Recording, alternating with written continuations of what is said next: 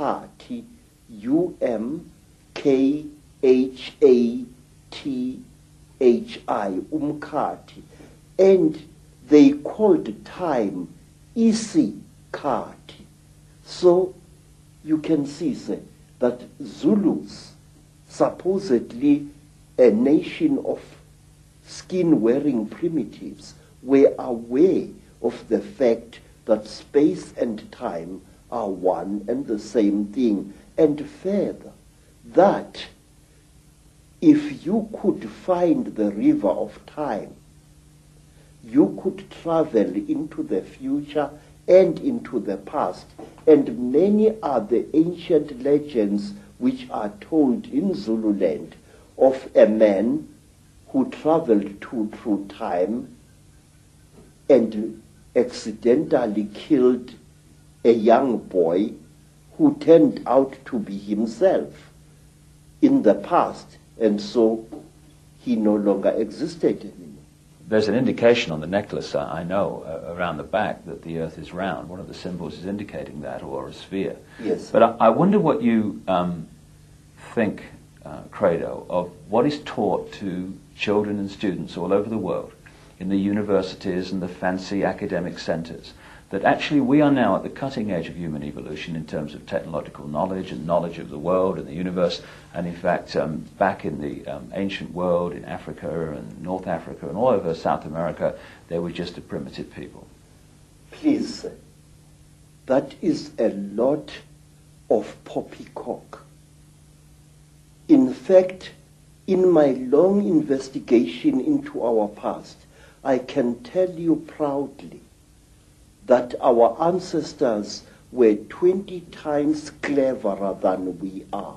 What I feel and what I think is that in the past, human beings were cleverer than we are today, and that human beings knew more than we know now. We are not progressing, Mr. Icke. We are simply rediscovering things that were known by better men and better women than we are thousands of years ago. I wish to offer you proof of this, some of it at least. Say, there are things that I have found in my travel through the world, things that prove to me that our ancestors were highly advanced in chemistry. Our ancestors had become so clever that they could take science and reduce it to such a simple level that they were able to help hundreds of starving human beings after some traumatic happening in the past. Let's concentrate on some of the images on the Yes. necklace and the symbols, because that leaves no doubt that a lot of knowledge has been around for a very much longer time than we are ever told. First of all, on the hand, I'm seeing the eye. Now, the all-seeing eye and the symbol of the eye is one the Illuminati use all the time. And it's one, of course, that was a very big symbol of ancient Egypt, the Eye of Ra and what have you.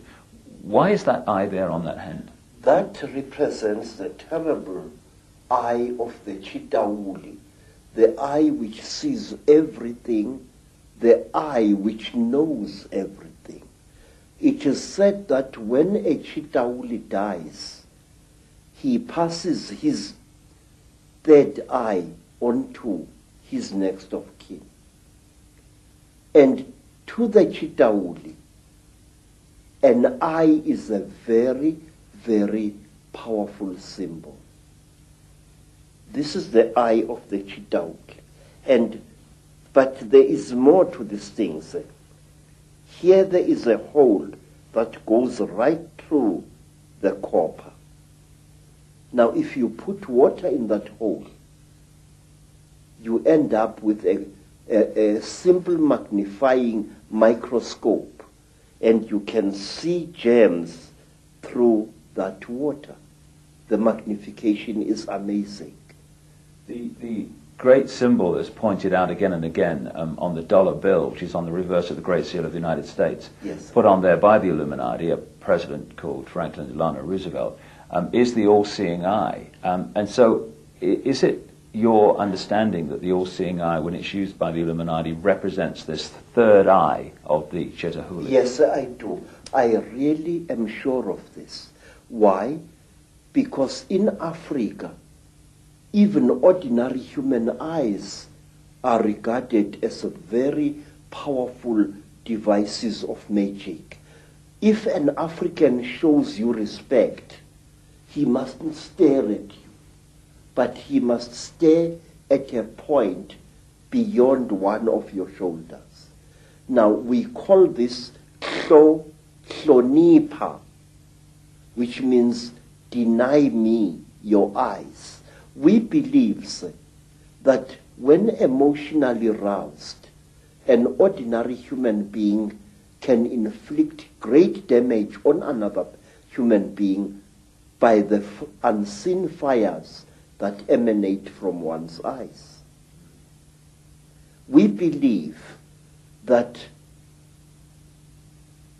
a Zulu warrior must never allow his dying enemy to look at him. For example, when a Zulu was killing an enemy, he used to cover that enemy's face with his shield to prevent the enemy looking upon him with his eyes and putting a curse upon him.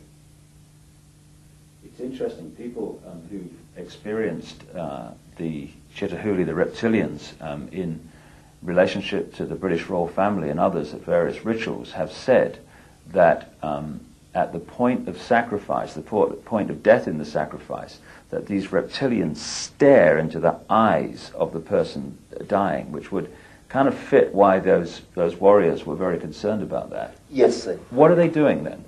We have got a ritual, sir, which covers many fields. A ritual which is called ukuthatha umoya, taking away the soul, where when a king is dying and he is fighting to pass on his knowledge and his courage to his successor, he would demand that the successor should stare heavily into the dying king's eyes.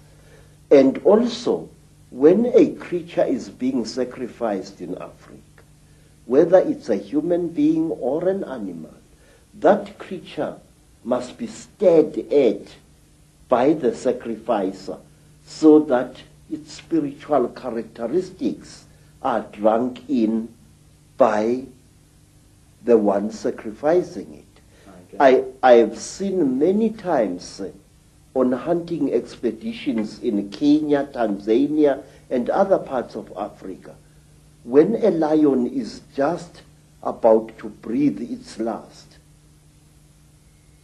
the hunter, one of the hunters, will stare into the lion's eyes until the lion's eyes start glazing in death. It is drinking in the soul. We believe, sir, that the eyes are not just for seeing, that they are for taking as well. Now, on the hand here is what looks like the symbol of the constellation of Orion. What's the significance of that? Say, people throughout Africa believe that the original human beings either came from Orion or the gods for whom read the Chitauli and many other alien nasties actually come from that constellation. We call it the constellation of Umhambi, the one who travels very, very far away.